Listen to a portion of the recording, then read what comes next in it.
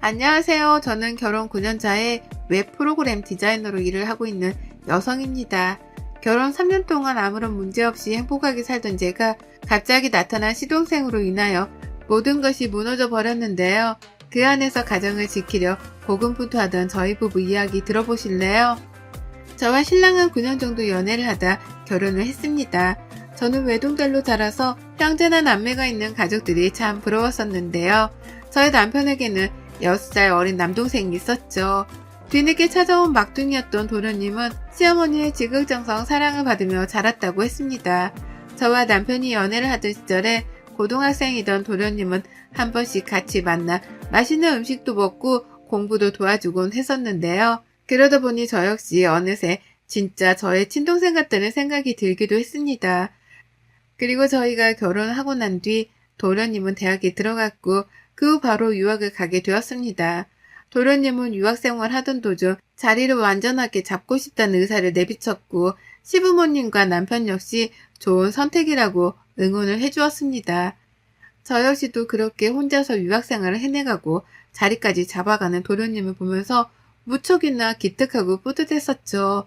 그러나 모든 이야기는 도련님이 한국으로 귀국을 하면서 시작되게 되었습니다. 첫 애를 낳고 둘째가 생각보다 늦게 찾아와서 마냥 행복하기만 했던 어느 날 갑자기 도련님은 남편에게 모든 생활을 정리하고 한국으로 귀국을 하겠다고 선언을 했습니다. 그래서 모든 가족이 도련님에게 무슨 일이 생겼는지 걱정을 했죠. 그런데 도련님은 시부모님과 남편에게 지금 하고 있는 일은 한계가 있어서 한국으로 귀국하여 새롭게 스타트업을 창업하겠다고 이야기를 했습니다. 시부모님을 비롯하여 저와 남편은 도련님의 호기로운 선언과 함께 자신감 넘치는 모습에 믿음을 가지고 응원을 했습니다. 형수님, 진짜 이게 몇 년 만이에요? 형은 이제 진짜 아저씨 같다. 몇 년 만에 만난 도련님은 사뭇 이미지도 달라지고 분위기도 달라져 있었습니다. 더군다나 그동안 유명한 IT 회사에서 근무를 하고 있었다는 사실이 믿기지 않을 만큼 외적인 차림새가 남달랐습니다. 하지만 워낙 자유분방한 도련님이었던 만큼 큰 걱정은 하지 않았죠. 그렇게 만난 도련님과 함께 시부모님을 만나뵈러 갔습니다. 그리고 저는 그 자리에서 생각지도 못한 제안을 받게 되었습니다. 애미야, 우리 손주도 이제 초등학생이고 하니 어느 정도 손이 덜 갔지? 그래서 말인데 내가 미안한 부탁을 좀 해야겠다. 이 녀석 좀 너희가 데리고 있으면 어떻겠니? 스타트업인가 뭔가 하는 동안 서울에 있어야 한다는데 너희 집에 있으면 좀 낫지 않겠니? 그래요. 형 집에 사는 것이 뭐 어떻다고. 괜찮아요. 이 사람이 임신하긴 했는데 그래도 아직 배가 많이 나온 상태는 아니니까. 이 녀석도 지 앞가림할 나이이기도 하고요. 그렇게 해요. 저는 갑작스러운 제안에 생각해볼 겨를조차 없이 남편이 허락을 했고 결국 이 일로 남편과 다투게 되었습니다. 저는 아이가 아직 초등학생이라고 해도 갑자기 도련님과 함께 사는 것은 상당히 부담스럽다고 이야기를 했습니다. 그리고 저는 임신한 상태에서 일을 하고 있었기 때문에 가족이 늘어나는 것 자체가 저에게 많은 일이 주어지는 것 같기만 했죠. 그러나 남편은 제게 동생이 아직도 10대인 줄 아냐고 하더군요. 충분히 사회생활을 했고 자기 일을 하기 위해서 잠시 있는 것뿐이니 부담 갖지 말라고요. 하지만 저는 그럼에도 다 큰 도련님이 저희 집에서 생활하는 것 자체가 불편하다는 생각을 지울 수 없었어요. 그리고 저는 남편에게 미리 저와 상의하지 않는 상태에서 바로 승낙을 한 점에 대해서도 서운하다고 이야기를 했죠. 그러자 남편은 매일 친동생 같다고 입버릇처럼 말하더니 사실은 그게 진심이 아니었던 것이냐며 화를 내더군요. 그러면서 남편은 제게 정말 섭섭하다고 했습니다. 저는 듣고 보니 남편 입장에서는 몇 달 같이 사는 동생한테 야박하게 구는 것 같은 제 모습에 섭섭할 수 있겠다라는 생각이 들기도 했어요. 그렇게 결국 도련님은 3개월 정도 저희 집에서 생활을 하게 되었죠. 그런데 모든 시작은 도련님이 저희 집에 들어오면서부터 시작되었습니다. 저는 일하는 업무 특성상 출퇴근 시간이 제법 자유로운데요. 그날은 아이가 친정으로 놀러갔고 남편은 회사에서 1박 2일 워크숍에 가는 날이었습니다. 저 역시 새로운 프로그램 업무로 늦은 시간까지 일을 해야 했던 상황이었죠.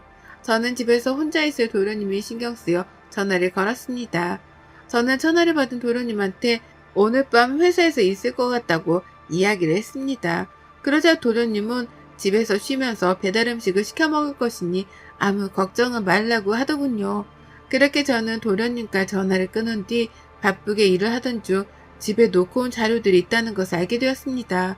이미 새벽 3시가 넘은 시간이었고 나머지는 집에서 해야겠다는 생각에 집으로 귀가를 했습니다. 엘리베이터에서 내리자마자 어디선가 음악이 흘러나오고 있었어요. 저는 곧 그 음악 소리가 저희 집에서 들리는 소리라는 것을 알게 되었습니다. 제가 집 문을 열고 들어간 순간 제 눈에는 많은 신발들이 보였죠. 저는 시끄러운 음악 소리와 많은 신발을 보고 혼자 집에 있겠다고 했던 도련님이 친구들을 초대했구나 싶어 조심히 들어갔습니다. 그리고 제 눈으로 본 상황에 경악을 금치 못하겠더군요. 거실과 안방 그리고 작은 방에서 수많은 젊은 남녀가 한데 어우러져서 술을 마시고 끌어안고 있는 모습이었어요. 새벽이 넘은 시간에 집안을 뒤흔드는 음악소리 그리고 널브러진 술병들, 담배 연기가 자욱한 집안 곳곳에서 끌어안고 있는 남녀들의 모습에 너무나 깜짝 놀랐습니다. 도련님, 이게 다 무슨 일이에요? 저는 큰 소리로 도련님을 불렀고 그제서야 그 자리에 있던 사람들이 저를 보게 되었습니다.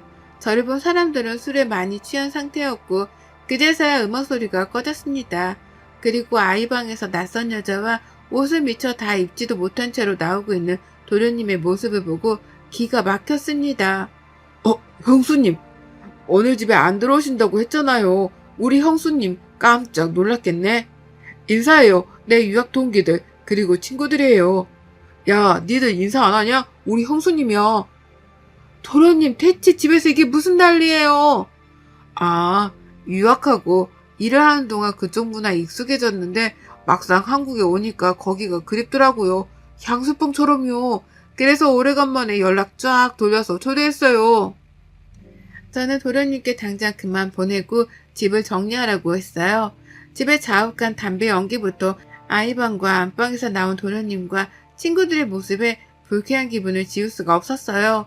그래서 저는 모든 사람들이 돌아가자마자 청소를 했고 남편에게 이 사실을 알렸습니다.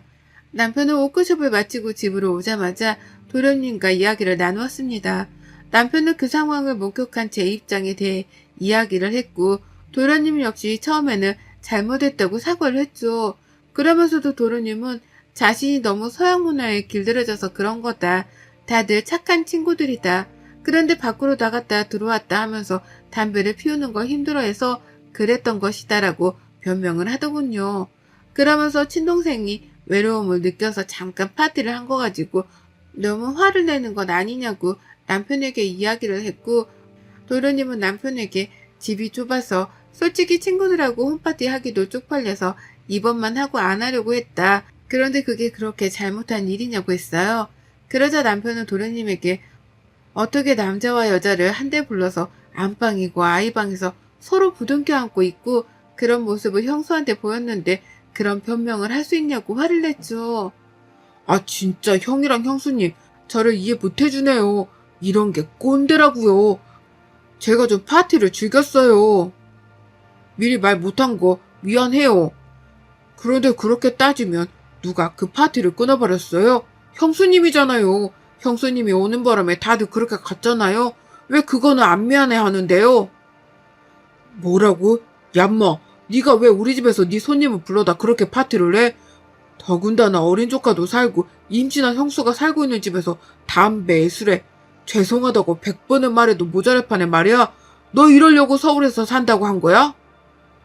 남편은 처음에 좋게 도련님한테 이야기를 했지만 도련님은 자신의 파티에 갑자기 들이닥친 저로 인하여 망했다며 그에 대한 보상을 요구했습니다. 도련님은 제게 형수님이 들이닥치고 소리치는 바람에 여자애들 다 놀라고 내 친구들도 쪽팔린다고 했다고요. 아니 집에 안 들어온댔으면서 왜 와요 형수님은. 그 회사 그리고 임신한 형수님 그렇게 부려먹으면서 숙직시 뭐 그런 곳이 없어요? 그래서 새벽에 들어와 자러 온 거예요? 라며 집에 온 저를 탓하더군요. 그래서 저는 도련님에게 빠진 자료를 가지러 온 것이었다며 아무리 제가 갑자기 집에 왔다 하더라도 애초에 이런 모임을 집에서 하는 것이 잘못되지 않았냐고 되물었죠. 그러자 도련님은 저희 부부에게 방 하나 빌려준 것 가지고 생색낸다며 짐을 싸서 나가더군요. 그리고 며칠 후 시부모님께서 찾아오셨습니다. 시부모님은 젊은 나이에 해외로 나가서 많은 것을 경험한 만큼 서투른 부분이 있다고 이야기를 하셨죠. 그러면서 저희에게 남편과 나이 차이도 있어서 더 철이 덜 든 것 같다며 이해하라고 하셨어요. 그리고는 본가에 가 있는 도련님을 다시 데리고 가려고 했습니다. 그러자 남편은 부모님께 도련님이 진심으로 사과를 하고 다시는 그러지 않겠다고 약속을 하는 조건을 걸었죠. 그러나 저는 그때 도련님의 모습으로 인하여 기분 좋게 다시 도련님을 받아들이기가 어려웠습니다. 남편은 그런 저의 마음을 알고 2달만 이해해달라고 했습니다. 그렇게 다시 도련님이 저희 집으로 들어왔고 창업을 준비한다는 도련님의 모습은 시간이 지나도 찾아볼 수 없었습니다. 도련님은 매일같이 새벽 늦게까지 TV를 보거나 컴퓨터를 하고 오후 늦게 되어서야 일어나 하루를 시작하곤 했습니다. 하루는 남편이 도련님을 불러 앞으로의 계획을 물었습니다. 그런데 도련님에게서 생각지도 못한 요구를 듣게 되었습니다. 너 요즘 창업 준비하고 있어? 어디까지 진행이 되었어? 정신없이 바빠야 하는 때인데 보면 너는 매일 게임하고 TV 보는 모습밖에 안 보여. 창업을 뭐 아무나 하나? 내가 창업을 하고 싶어도 나를 든든하게 밀어주는 사람이 아무도 없잖아. 그런데 무슨 수로 창업을 하겠어? 아 진짜 인생 못 갔다. 뭐 해주지도 않으면서 자꾸 언제 하냐고 재촉해 형은. 저는 도련님의 이야기를 듣고 처음 회사를 퇴사하고 창업을 준비할 때 어떻게 계획을 세웠는지 물었습니다. 그런데 도련님 입에서는 전혀 뜻밖의 이야기가 나오더군요. 도련님은 저희 부부에게 형이랑 형수가 내가 창업한다고 하면 도와줄 줄 알았어. 하나밖에 없는 동생이, 그것도 몇 년 만에 타국에서 개고생하면서 살다 온 동생이 새로 시작을 한다는데 입 싹 이렇게 씻을 거라고 생각도 못했지. 나더군요. 도련님의 말을 들은 남편은 왜? 내가 왜 너의 창업을 도와줄 거라고 생각을 했냐고 물었습니다.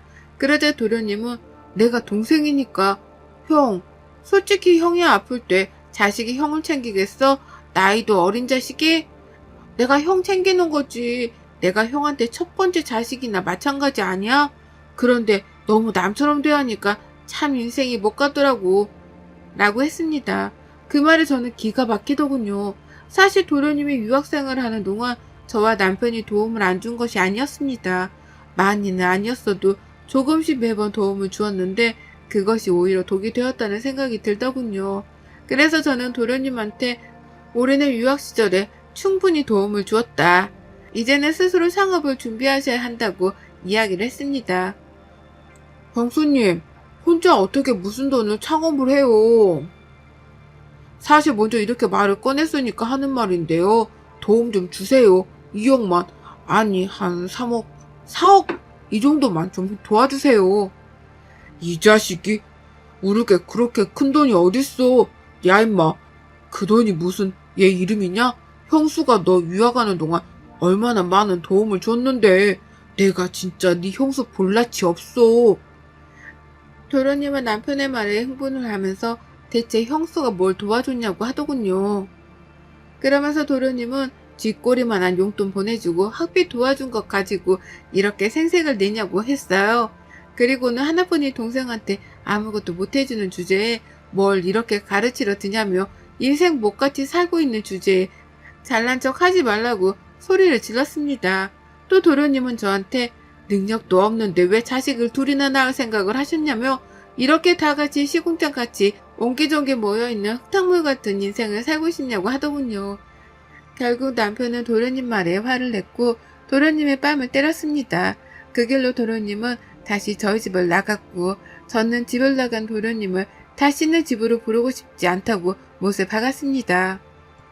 그리고 남편 역시 다시는 동생을 집에 불러들이는 일은 없을 것이라고 했습니다. 그런데 시댁으로 돌아간 도련님을 위하여 다시 시부모님이 나서기 시작했습니다. 시어머니께서는 저에게 연락을 해서 섭섭함을 토로했죠. 시어머니께서는 제게 그동안 에미니가 많이 도움을 주고 걔 유학생활 잘 마칠 수 있도록 해준 거 내가 진짜 고맙게 생각한다. 그래도 어떻게 하나밖에 없는 어린 동생한테 그렇게 섭섭하게 할 수가 있니? 너 사실 걔 유학생활 때 도움 준 거 생각할수록 싫었던 것 아니냐? 라고 하셨어요. 그래서 저는 도련님과 있었던 모든 이야기를 말씀드렸죠. 그런데 시어머니께서는 오히려 제게 걔가 얼마나 상처를 받았으면 그렇게 마음에도 없는 소리를 하겠니? 걔가 마음이 참 여리다. 그런 걔한테 너희 부부가 눈치를 얼마나 주었겠니? 그렇게 어린 시동생이랑 같이 살면서 눈치를 주고 해야 했냐고 화를 내시더군요. 어머니, 저 한 번도 도련님께 눈치 준 적 없어요. 제가 임신한 몸이어서 많이 챙겨주지 못했을지 몰라도 눈치 준 적 없어요. 그리고 유학생활 때 도움을 준 걸로 저는 섭섭하게 생각한 적도 없고요. 아니, 그럼 걔가 미쳤다고 너희한테 버림을 받았다고 울겠니? 니들이 걔한테 얼마나 악독하게 했길래 그래? 걔가 창업한다고 할 때 사실 나도 대신 니들이 도움을 좀 주면 좋겠다 싶었다.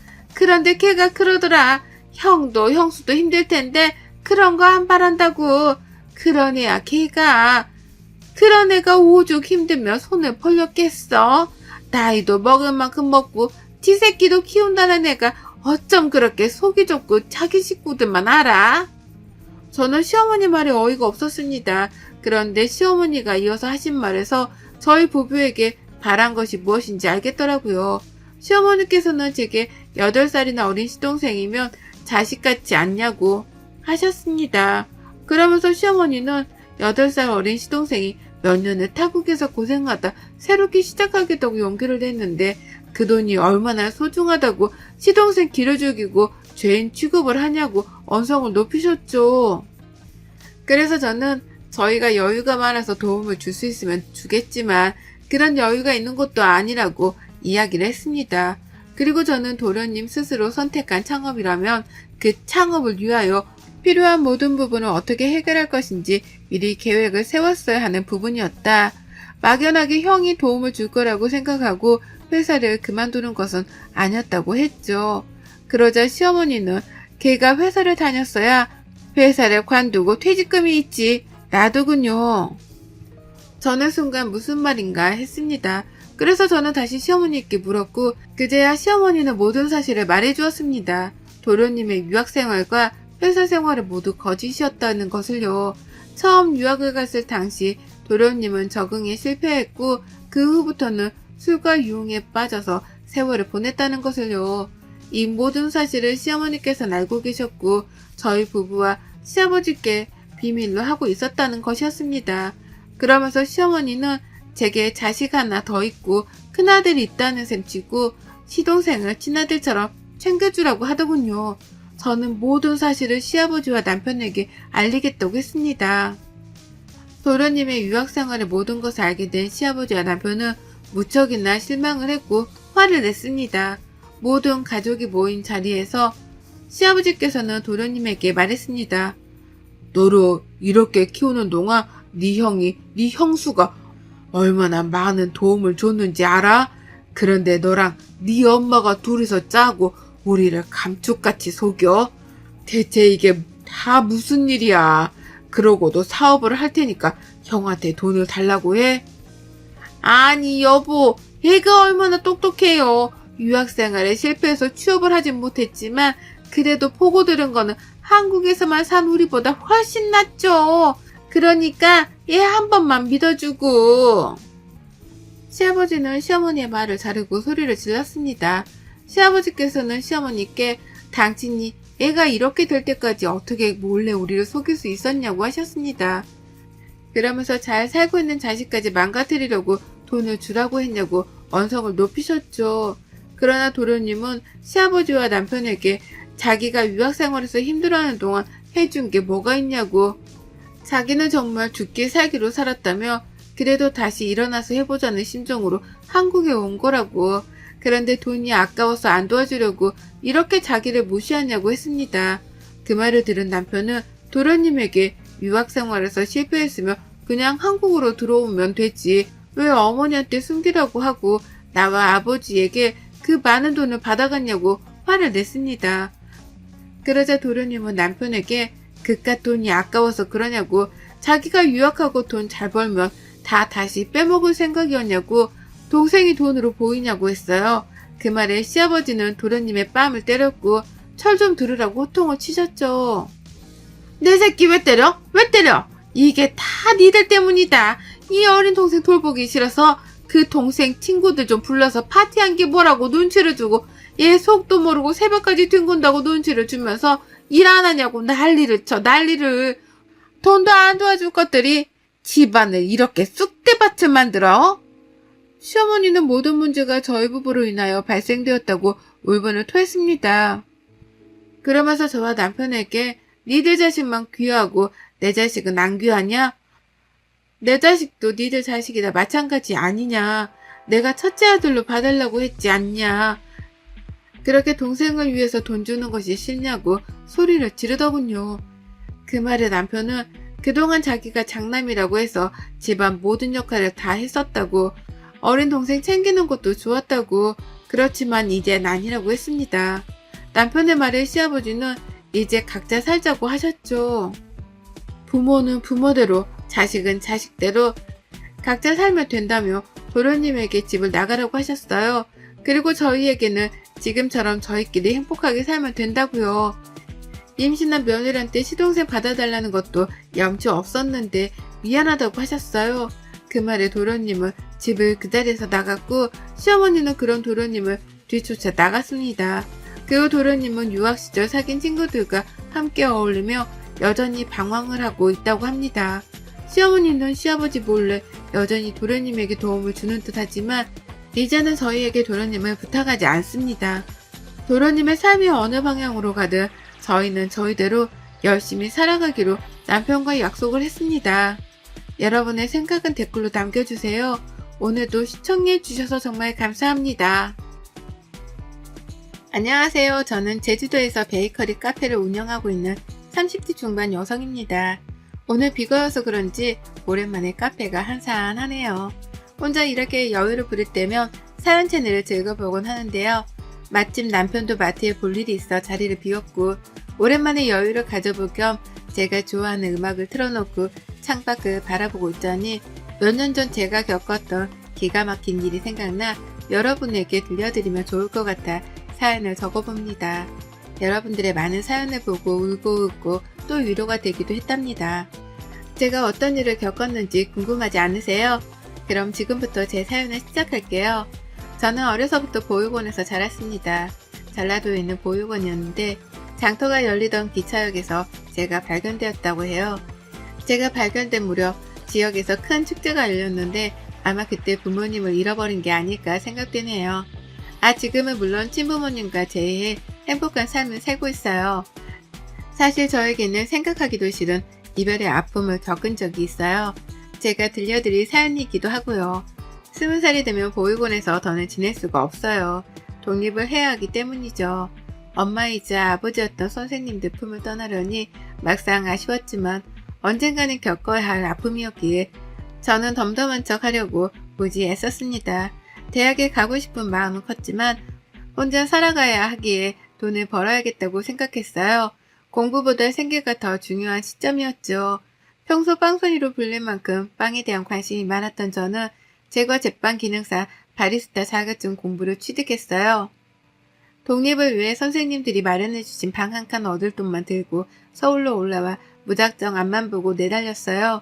작은 옥탑방 하나를 어렵사리 구해 저만의 보금자리를 만들었고요. 경험을 쌓기 위해 동네 빵집, 카페 아르바이트 등 닥치는 대로 일을 했어요. 그러다 우연히 좋은 기회로 이름만 대면 알만한 제빵회사에 계약직으로 근무하게 되었어요. 정직원도 아니고 단기 계약직이었지만 저로서는 큰 영광이었죠. 지점별로 순환 근무를 하며 업무를 어느 정도 익혀나갈 때쯤이었어요.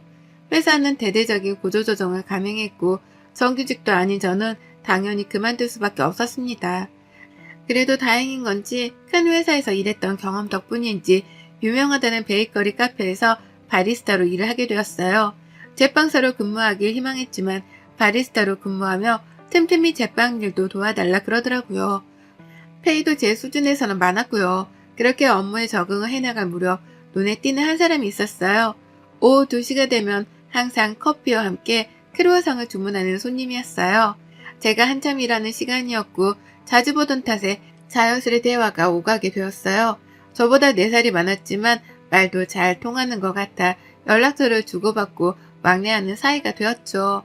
그 남자는 법대에 다니고 있었는데 동시에 사법고시를 준비하는 고시생이었어요. 매일을 마주치다 보니 서로에게 호감이 생겼고 연인으로 발전하게 되었죠. 데이트를 하는데 고시생이 신분이었던지라 남자친구는 돈이 없었어요. 사랑하는데 그까지 돈이 대수냐며 거의 모든 비용은 제가 부담했죠. 남자친구는 고시원에서 생활하고 있었습니다.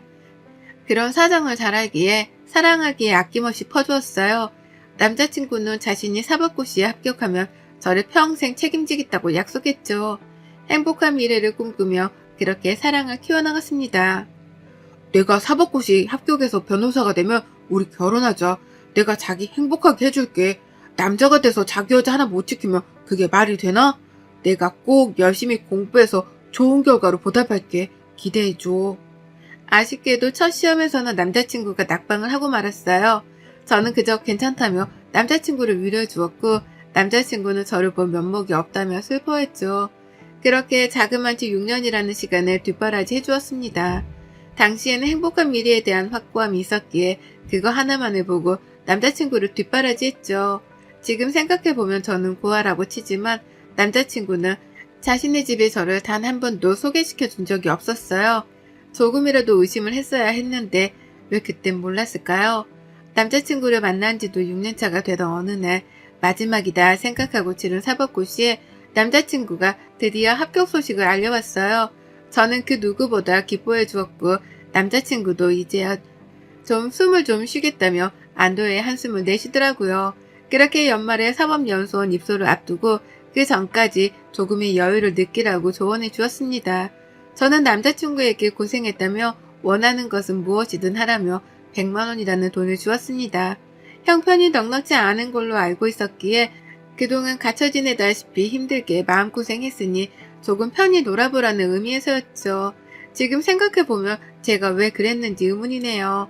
며칠의 시간이 지나 남자친구는 부모님께 인사를 가자고 하는 겁니다. 제가 9월을 안 좋게 보시면 어쩌나 하는 내심 불안한 마음이었죠. 하지만 조금이라도 잘 보이고 싶은 마음에 20만 원이라는 거금을 들여 난생 처음 비싼 원피스도 사 입었습니다. 그때는 무조건 남자친구와 결혼하고 싶었으니까요. 하지만 불길한 예감은 피해가질 않았어요. 남자친구의 집에 방문했는데 생각보다 많이 여유로운 생활을 하고 있더라고요. 강남에 있는 브랜드 아파트였기에 저는 현관에서부터 우아를 되새기며 집안에 들어섰죠. 남자친구가 있어서 그랬는지는 모르겠지만 예비 시어머니가 저를 상냥하게 맞아주시더라고요. 식사를 하고 차를 마시는데 남자친구가 잠시 전화를 받고 오겠다며 자리를 비웠습니다. 그랬더니 예비 시어머니의 표정이 확 돌변하시더니 어쩌다 너 같은 것이 우리 아들한테 틀러붙어서는 이라고 말씀하시는 게 아니겠어요? 저는 제가 잘못 들었나 싶어 어리둥절한 표정을 지었습니다. 뭘 그렇게 멍청하게 굴어? 네가 들은 게 맞아. 이제 곧 변호사 될 사람인데 니까짓 게 카단키나 한다니? 듣자하니 너 코아라며? 어디서 근본도 없는 게 우리 아들을 넘봐? 태어나서 그 누구에게 고아라고 멸시를 받아본 적이 없었기에 그저 당황해 말도 안 나왔죠. 이 정도 눈치 줬으면 알아서 떨어지겠지. 장차 변호사 될 사람 앞길 망치지 말고 알아서 떨어져 줘. 좋은 혼차가 널리고 널렸는데 왜 너 따위랑 결혼을 하겠니? 좀 더 현실적으로 생각해봐라. 네가 우리 아들 짝으로 카단키나 한지. 라고 막말을 하는데 어찌할 줄 몰라 그저 우물쭈물할 뿐이었어요. 그렇게 남자친구 집에서 돌아온 뒤 왠지 모를 찝찝함에 잠을 이루지 못하는 날도 많아졌어요. 시간이 흘러 남자친구는 연수원에 입소를 하게 되었고 그때부터 연락이 잘 되지 않았어요. 처음에는 그저 하는 일이 바빠서 그러려니 했죠. 한 달, 2달, 그렇게 몇 개월을 잊을만 하면 한두 번 연락이 될까 말까 할 정도로 서로에게 소원해짐을 느꼈습니다. 그러던 어느 날 제가 일하던 카페로 저를 찾아온 손님이 있었어요. 상당히 예쁘고 도시적인 느낌의 여자였죠. 김진태 씨 여자친구죠? 나 이진아라고 해요. 진태 씨랑 연수원 동기고요. 아무래도 얼굴 보고 이야기하는 게 나을 것 같아서요. 나 진태 씨랑 곧 결혼해요. 그동안은 봐줬지만 이제 진태 씨 만나지 말아요. 내가 베푸는 마지막 배려예요. 머리를 망치로 한 대 얻어맞은 듯한 충격으로 저는 제대로 말도 하지 못했어요. 제가 믿지 못하겠다는 표정으로 바라보자 그 여자가 그러더군요. 우리 어려서부터 약혼했던 사이예요. 진태씨 아버님이 식품업체 대표이신 거 알죠? 연수원 졸업하고 나면 바로 결혼식이에요. 한 달 뒤죠. 미리 단둘이 해두려고 찾아왔어요. 유부남 만나면 안 되잖아요. 무슨 말인지 더 잘 알 거라 생각해요. 더 이상 만나지 마세요. 그리고 이 정도면 보상은 섭섭지 않을 거라 생각해요. 가볼게요. 알고 보니 그 여자와는 이미 어렸을 때부터 집안끼리 결혼을 약속한 상태라고 했어요. 뒷바라지 해준 보답이라며 돈봉투에는 1,000만 원이 담겨 있었죠. 그동안의 시간이 주마등처럼 스쳐 지나가더라고요. 20대 청춘을 바쳐 남자친구 뒷바라지를 해주었던 내 소중한 시간들. 이러려고 개고생해서 일하고 돈을 벌었던 건 아닐 텐데 말이죠. 화도 났지만 남자친구에게 직접 말을 듣고 싶어 남자친구의 집으로 찾아갔어요. 도통 연락이 되지 않았던 터라 실례를 무릅쓰고 찾아간 거였죠. 남자친구의 엄마는 저를 보더니 여기가 어딘 줄 알고 오냐며 대뜸 물을 끼얹더라고요. 그 소리에 방에서 나온 남자친구는 너무도 당당하게 이야기하더라고요. 쥐나 많았다며? 그럼 어느 정도는 알아서 나가 떨어져야지. 구질구질하게 집까지 찾아오고 말이야. 네가 비련의 여주인공이야? 돈이 모자르니? 대충 계산해서 넉넉하게 넣었는데. 정말 끝까지 사람을 비참하게 만들더라고요. 더 이상 있으면 안 될 자리 같아 눈물을 머금고 집으로 돌아왔습니다. 차라리 뺨이라도 한 대 치고 돌아올 걸 후회하면서 눈물로 밤을 지새웠답니다. 카페에 출근도 하지 않은 채 며칠을 술을 마시며 보냈어요. 마음이 너무 힘든 나머지 보육원 선생님들과 같이 지냈던 동생들이 생각나더라고요. 그동안 바빠서 연락도 제대로 못 드렸고 마음도 추스릴 겸 겸사겸사 시골로 내려갔습니다. 몇 년 만에 방문한 보육원은 정말 변한 게 하나도 없었어요. 선생님들도 그대로였고 어리기만 했던 동생들은 키가 훌쩍 자라 있었죠. 따뜻한 밥을 먹으며 가족의 품으로 돌아오니 마음이 조금은 편해지더라고요. 그렇게 일주일 정도의 시간이 흘렀을까요? 어느 정도 마음을 추스렸기에 다시 서울로 올라갈 채비를 하고 있었습니다. 원장 선생님께서 저를 조용히 부르시더라고요. 긴히 할 말이 있다면서요. 무슨 일이세요? 원장 선생님께 묻자 우물쭈물하시며 한참을 고민하시더라고요. 지훈아, 지금부터 원장 선생님이 하는 말 잘 들어. 사실 네 친아버지로 추정되는 분이 찾아오셨다. 정말 어렵게 찾아왔다면서 아이를 볼 수 있냐고 사정을 하는데 내가 함부로 할 수 있는 부분이 아닌 것 같아서 네 의견을 먼저 물어보겠다고 했어. 정말 뜬금없었죠. 한 번도 생각해 본 적 없던 친부모였거든요. 그만큼 선생님들의 무한한 애정이 있었기에 가족을 그리워하거나 찾고 싶다는 생각을 딱히 하진 않았습니다. 원장 선생님은 주소가 적힌 쪽지를 주시며 마음 정리가 되거든 찾아가 보라고 하셨어요. 저는 알겠다고 대답하고 서울로 올라왔고 카페 사장님과 친해진 덕에 저의 무단 결근은 휴가 처리가 되어 다시 열심히 일을 한다는 약속을 드리고 정상적인 근무를 하게 되었습니다. 그렇게 일을 하며 한참을 고민한 끝에 쪽지에 적힌 주소를 찾아가 보자 결심했죠. 주소지는 일하던 카페와 그리 멀지 않은 곳이었어요. 부자 동네라고 소문이 난 곳이었고 어렵지 않게 해당 주소지를 찾아갈 수 있었어요. 드라마에서나 볼 법한 커다란 저택이 제 앞에 있었죠. 긴장된 마음으로 초인종을 눌렀습니다. 안녕하세요. 박지영이라고 합니다. 보육원 선생님께서 주소 전달받고 찾아왔어요. 찾아가면 아실 거라면서요. 그렇게 집사로 보이는 분의 안내를 받으며 집 안으로 들어서는데 정말 의리의리 하더군요. 정말 드라마에서 볼 법한 회장님 집 그 자체였어요. 거실로 들어서자 소파에는 중년 부부가 앉아있어 인사를 나누고 자리에 앉기도 전에 맞은편에 앉아있던 중년 여성이 눈물을 흘리기 시작했습니다. 연지야, 우리 연지가 왔구나 하며 제 옆으로 오더니 제 손을 어루만지는 게 아니겠어요? 그러면서 사진 몇 장을 보여주시는데 어렸을 적 제 모습이었어요. 혹시 몰라 저도 항상 지니고 있던 사진이 있었는데 똑같은 옷을 입은 사진이었죠. 제가 발견됐을 당시 찍어두셨던 사진이었는데 정말 이럴 수 있나 싶을 정도로 얼떨떨했습니다.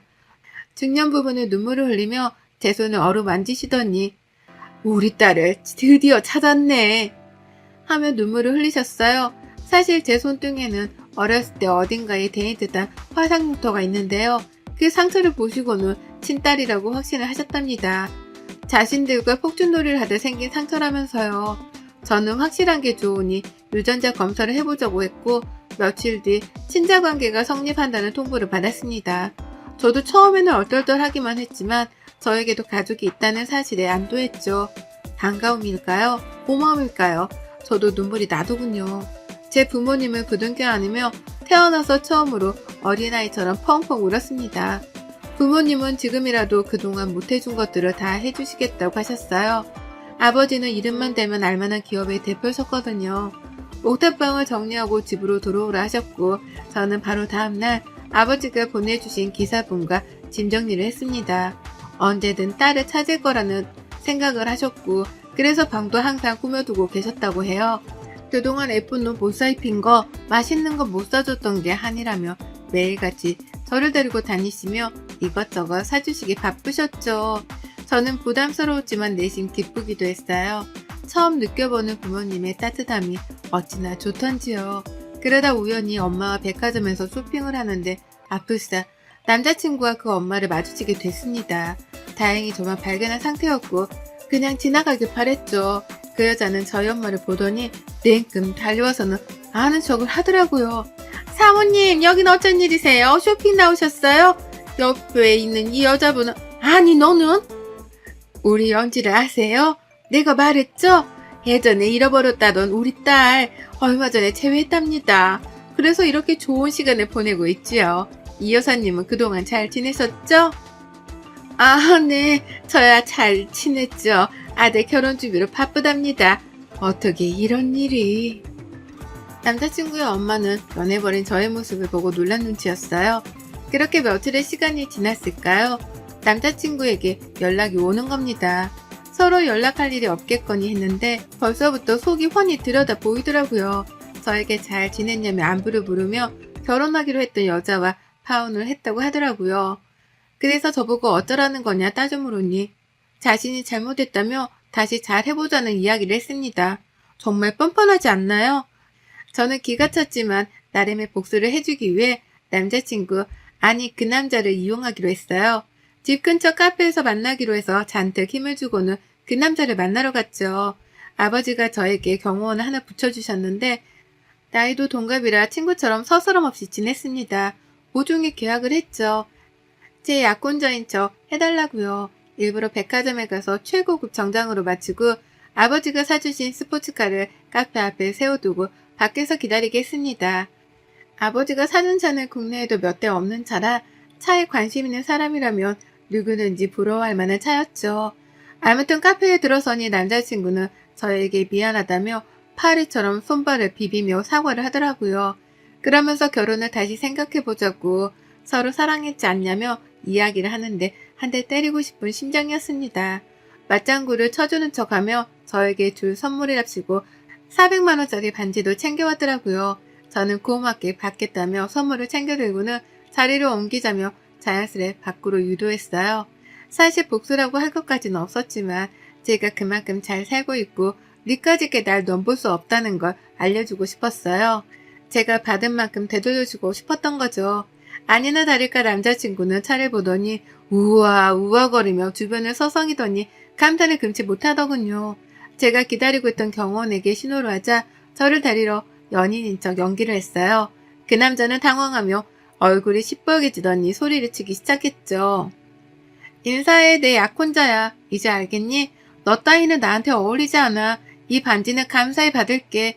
팔아서 맛있는 거나 사 먹어야겠다. 고생해서 비위 맞춰주느라. 뭐? 너 이게 지금 날 갖고 논 거야? 야, 그 반지가 얼마짜린 줄 알고 그러는 거야? 반지라도 돌려줘. 이게 뭐 하는 짓이야, 지금? 이까진 일로 그렇게 화를 내며 쓰나. 그리고 이 반지 줬다 뺏는 게 어딨니? 아, 1000만원? 이 더러운 돈 가지고 있기도 싫었어. 그냥 반지랑 너 다 가져라. 구질구질하게. 정말 찌질하다 너. 어디 가서 너 같은 여자 만나서 꼭 결혼하길 바래. 나 만난답시고 약혼도 깨고 왔는데 어쩌냐? 너 변호사 인생 쫑치게 생겼는데. 그렇게 악다구니를 쓰며 소리치는 그 남자를 뒤로하고 저는 경호원과 함께 집으로 돌아왔어요. 통쾌할 줄 알았지만 꼭 그렇지만은 않더라고요. 그들과 제가 다르지 않는 게 뭐가 있나, 괜히 그랬나 후회도 되더라고요. 끈질기게 연락을 해왔지만 이 사실을 부모님께 알렸어요. 부모님이 왜 이제서야 말했냐며 남자친구네 집안에 투자하기로 했던 투자금도 회수하시고 배워먹지 못한 집안이라며 거래할 가치가 없다고 완전히 인연을 끊었습니다. 내 이것들을 그냥 감히 내 귀한 딸한테 그런 모욕을 주다니. 그건 나를 모욕한 거나 마찬가지야. 김비서, 당장 이변한테 연락 넣어서 모든 조치는 다 취하도록 하게. 그리고 그쪽에 투자하기로 했던 건 생각해 보기로 했던 차였는데 그냥 없던 일로 하지. 우리 집안의 무시한 대가가 무엇인지 알려줄 필요가 있겠구만. 겨울이 지나고 봄이 오더군요. 아버지는 이제 일을 다닐 만큼 다녔으니 저만의 사업을 해보는 게 어떻겠냐고 하셨어요. 저는 오랫동안 꿈꾸었던 베이커리 카페 창업을 하기로 결심했죠. 카페에서 10년 정도 일했고 공부도 어느 정도 했으니 이제는 때가 되었다 생각했죠. 솔직히 돈이 없어 카페를 차릴 생각은 엄두도 못 냈었거든요. 저는 저만의 인생을 살아보고 싶어 아버지께 투자금을 받아 제주도에 베이커리 카페를 차렸어요. 개업을 한 달 정도 앞둔 시점 미리 내려가 제주도 생활에 적응하고 싶어 떠날 준비를 했어요. 더 이상 경호원도 필요 없었기에 저를 위해 근무해준 친구에게 마지막 인사를 건넸죠. 그렇게 저는 제주로 내려갔습니다. 1년 정도의 시간이 지나고 어느 정도 자리를 잡았을 무렵 카페로 손님이 찾아왔습니다. 저를 경호해주던 그 친구였어요. 제가 제주도로 떠난 뒤 마음을 접으려 했지만 그러지 못했다며 제게 이야기하더라고요. 어떻게든 잊어보려 노력했지만 그게 잘 안 되더라고. 회장님께 그만둔다 말하고 여행도 다녀보고 미친 듯이 운동도 해봤지만 그래도 생각나더라. 그래서 가만히 있으면 안 될 것 같아 거절당하더라도 내 마음 전하고 싶었어. 이렇게 얼굴 보니 마음이 놓이네. 그동안 잘 지냈지? 당장은 연애할 생각이 없었지만 그 친구가 저를 따라 제주도까지 내려와 마음을 고백하는데 솔직히 조금 흔들렸습니다. 그렇게 조금씩 서로에 대해 알아가기로 했죠. 지금은 그 사람이 제 남편이 되었고요. 제가 창업한 카페는 SNS로 소문이 나 항상 사람들로 붐비기 시작했고 유명해졌어요. 남편과 함께 지금까지 잘 꾸려오고 있고요. 지난 과거는 다 잊고 행복하게 지내온 만큼 앞으로는 더욱더 행복할 예정이랍니다. 내년에는 둘에서 셋이 될 예정이기도 해요.